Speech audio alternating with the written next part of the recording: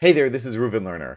If you're like me, you love the fact that Python code is clean and clear and easy to understand.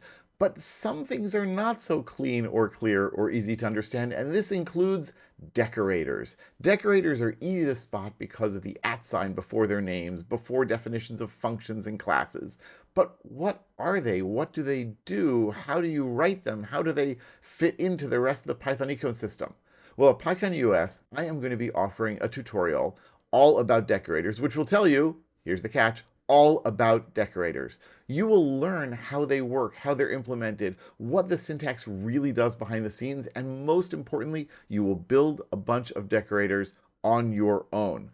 Well, not really on your own, because I'll be there to support you and help you and explain what's going on and walk you through the whole world of decorators, from the simplest ones to the most sophisticated ones that involve 3 nested functions. Yes, I'm serious. You will understand how that works by the time we're done.